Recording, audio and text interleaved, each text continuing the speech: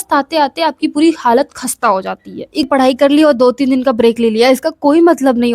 Hi guys, welcome or welcome back to my YouTube channel. I'm Soumya Shukla. Today in this video, I'm going to tell you about my 5 mistakes which I have done during my CAT preparation journey, and you don't repeat those mistakes. You don't do those mistakes. That is why I'm telling you about that. So let's get started the video. First mistake is you have to maintain a error log.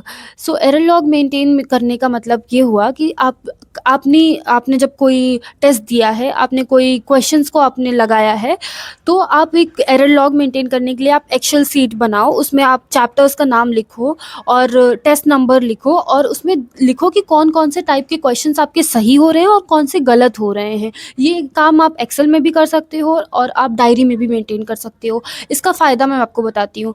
जैसे आपने maths का test दिया, maths का test देते हैं तो आपने उसमें मिक्स ऑफ क्वेश्चंस आए आपके मैथ्स में, आपने क्वेश्चन को लगाया, आपके कुछ भी नंबर आते हैं टेस्ट के बाद, कोई मैटर नहीं करता वो। आपने ये देखा कि किस टाइप के क्वेश्चंस मुझसे हो रहे हैं और किस टाइप के क्वेश्चंस आप मुझसे नहीं हो रहे हैं। तो आप जब मेंटेन करोगे एरर लॉग, तो उसमें कुछ दिनों के बाद आप एक पैटर्न फाइंड आउट करोगे कि इस चैप्टर का क्वेश्चन मुझसे नहीं हो रहा है और इस चैप्टर का क्वेश्चन मुझसे हो रहा है।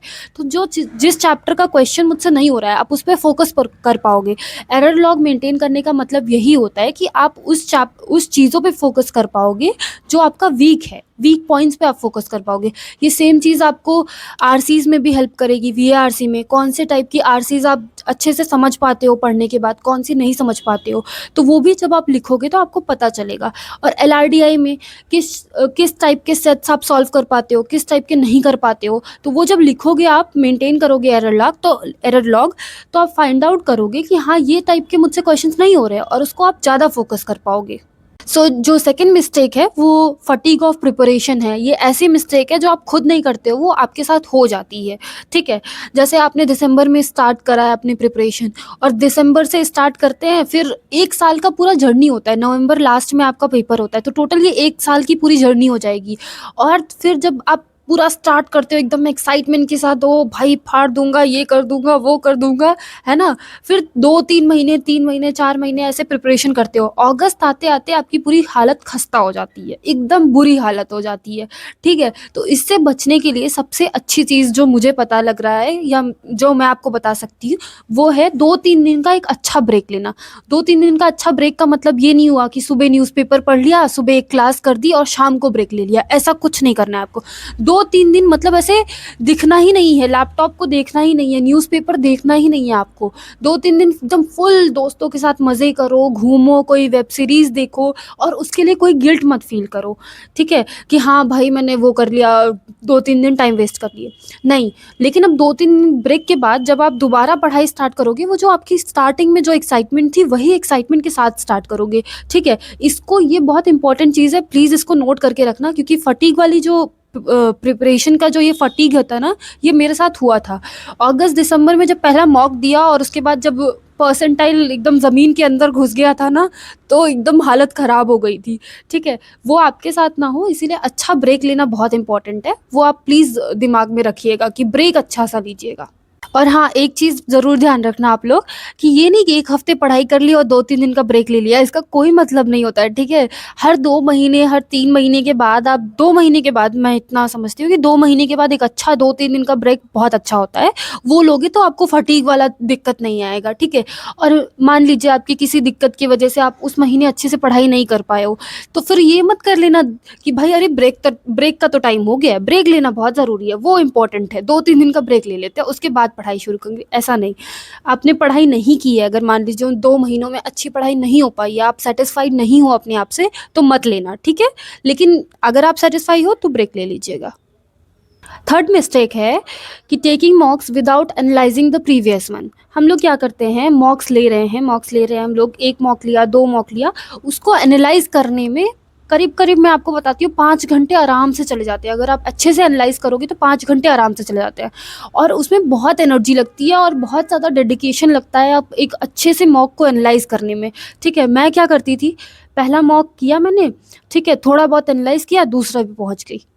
बिना अच्छे से पहला मॉक एनालाइज़ किए बिना दूसरे मॉक पे मत जाइएगा। ये मिस्टेक मैंने कुछ मॉक्स में की थी और उससे क्या होता है कि आपके पिछले मॉक से कोई लर्निंग नहीं हुई, जो आप इम्प्लीमेंट कर सको दूसरे अगले मॉक में, ठीक है? तो इससे आपके मॉक्स भी वेस्ट जा रहे हैं, आपका टाइम भी वेस्ट जा रहा है, आपने कुछ सीखा भी नहीं पिछले वाले मॉक से, सिर्फ़ दे दिया है, नाम के लिए कि हाँ, मैंने इतने मॉक्स दे दिए हैं। ये मत करिएगा, बिना पिछला वाला एनालाइज़ किए बिना आगे मत बढ़िएगा कभी भी। जो नेक्स्ट मिस्टेक है जो आपको नहीं करनी है कि नेग्लेक्टिंग योर वीक पॉइंट्स। आपको अपने वीक पॉइंट्स को निग्लेक्ट नहीं करना है कि हाँ, ये छोड़ देता हूँ, इसके बिना तो यार इसका इतना इम्पोर्टेंस नहीं है। नहीं, ऐसा नहीं होता है। जैसे मैथ्स में बहुत सारे चैप्टर्स होते हैं, जैसे मैं मैथ्स में वीक हूँ, तो मैथ्स में ऐसे बहुत सारे चैप्टर्स होते हैं जो आपको बिल्कुल ही नहीं समझ में आ रहे होते हैं, ठीक है?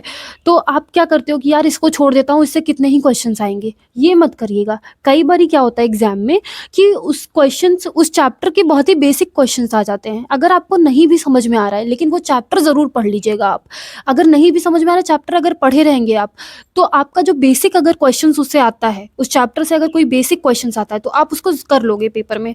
तो छोड़ने की गलती मत करिएगा। कोई भी चैप्टर आपने छोड़ दिया, ये मिस्टेक बिल्कुल मत करिएगा।